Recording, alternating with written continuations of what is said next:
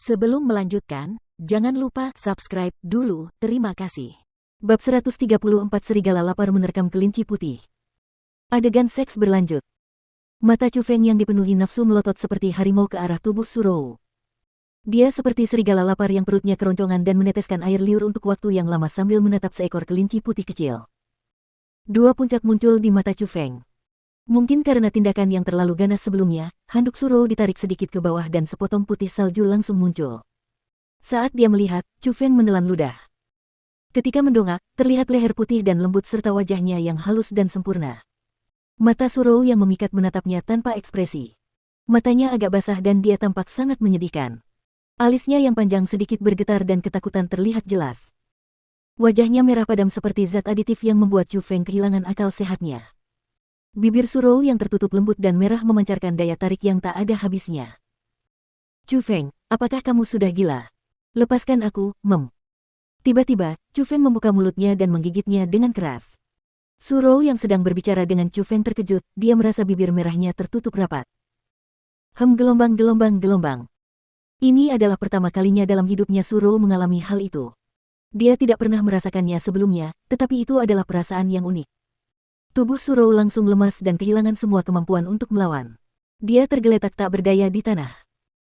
Pada saat yang sama ketika Chu Feng mencium Surou, tangannya seperti iblis terbang kemana-mana dan merobek handuk di tubuh Surou menjadi berkeping-keping. Tubuhnya yang sempurna ditunjukkan di depannya sambil setengah tertutup. Pada saat itu, bukan berarti Surou menyerah untuk melawan, tetapi karena dia tidak punya kekuatan. Dia hanya bisa membiarkan Chu Feng melakukan apa yang dia inginkan pada tubuhnya dan membiarkannya mengambil semuanya dengan gila. Sialan, siapa yang melakukan ini pada kita? Surou sudah melihat firasat itu dan tahu bahwa Chu Feng saat ini sudah kehilangan akal sehatnya. Dia jelas-jelas sedang dipengaruhi oleh obat-obatan terlarang dan kultivasinya juga dibatasi. Seseorang seharusnya melakukan sesuatu tanpa sepengetahuan siapapun. Namun, bukan orang biasa yang bisa melakukan itu padanya di kota Vermilion Bird miliknya. Bau ini. Pada saat itu, Surou menyadari ada aroma aneh di kamar mandi. Aroma itu cukup familiar, dan dari situ, dia mengerti. Namun, dia merasa sulit untuk mempercayainya. Itu adalah jenis obat khusus yang dapat membatasi kultivasi seseorang. Itu adalah benda yang sangat berharga, dan itu adalah harta karun yang dikumpulkan oleh ayahnya, Su Hen. Ayah, kenapa dia melakukan ini? Saat itu, Surou benar-benar bingung.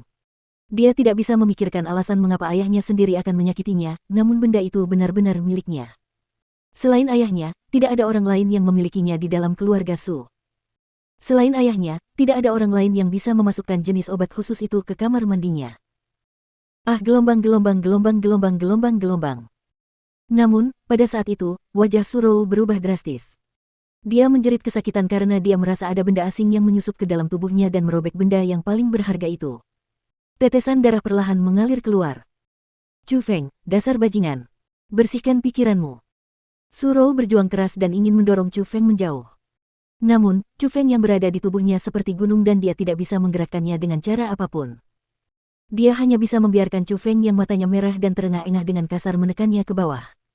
Dia benar-benar tidak berdaya. Mem. Chu Feng memijat otaknya yang sakit dan perlahan membuka matanya.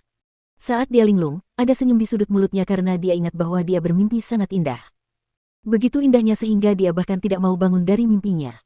Dalam mimpinya, dia melakukan hal yang sangat nyaman.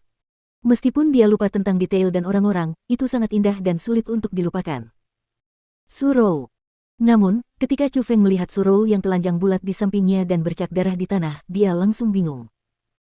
Mengingat kembali kepingan-kepingan memori itu, Chu Feng teringat akan suatu hal yang tak terbayangkan. Yaitu bahwa ia telah memaksa kakak perempuan Su Mei, wanita kedua dari keluarga Su, Surou, untuk turun. Ya Tuhan, mengapa aku melakukan hal seperti itu? Chu Feng benar-benar tercengang dan dia tidak tahu harus berbuat apa. Tidak perlu menyalahkan dirimu sendiri. Ini bukan salahmu. Ekspresi Surou sangat dingin dan suaranya sangat tenang. Sepertinya dia sudah bangun sejak lama dan mengatur emosinya sendiri. Surou berdiri, dan tubuhnya yang putih bersih dan sempurna muncul di depan mata Chu Feng lagi. Melihat itu, Chu Feng tanpa sadar memalingkan kepalanya dan tidak berani melihat. Tidak perlu berpura-pura. Kau sudah cukup melihat apa yang terjadi tadi malam. Surou menggertakkan giginya dan menggigit bibir bawahnya. Dia benar-benar marah karena Chu Feng tidak hanya memeriksa seluruh tubuhnya tadi malam, dia bahkan mengambil kesuciannya yang paling berharga. Meskipun dia tahu kalau tindakan Chu Feng kemarin tidak dilakukan dengan sukarela, saat dia melihat Chu Feng saat ini bersikap jujur dan berekspresi malu, Surou tetap saja sangat marah. Dari perkataan Surou, Chu Feng memikirkannya, dan dia setuju. Sebagai seorang pria, seseorang harus berani bertindak berani dan berani bertanggung jawab. Karena itu sudah terjadi, bagaimana dia bisa lepas dari tanggung jawabnya? Jadi, dia menoleh ke belakang dan menatap tubuh Surou yang katanya sempurna. Meskipun tatapan itu tampak tidak penting, Chu Feng langsung bereaksi terhadapnya. Bukan karena Chu Feng memiliki nafsu yang tak terkendali, hanya saja di depan wanita secantik itu, mereka yang berjenis kelamin laki-laki akan bereaksi. Belum lagi Chu Feng memonopoli pemandangan di depannya. Surou juga tidak memperhatikan Chu Feng. Dia mengenakan dodou merah muda di depannya dan juga congsam putih saljunya. Namun, ketika dia menoleh dan melihat benda tegak, ekspresinya tidak bisa tidak berubah saat dia menegur dengan dingin. Kultivasiku sudah pulih. Jika kau berani berpikiran jahat padaku, aku akan menghancurkanmu. Aku akan bertanggung jawab. Chu Feng tidak takut dan malah bersumpah dengan sungguh-sungguh. Aku tidak butuh tanggung jawabmu, dan aku harap kau tidak menyebarkannya. Juga, jangan berpaling dari Mei kecil. Surou menggertakkan giginya dan mengucapkan beberapa kata terakhir. Jangan khawatir. Aku tidak akan mengkhianati Mei kecil, tapi aku juga tidak akan mengkhianatimu.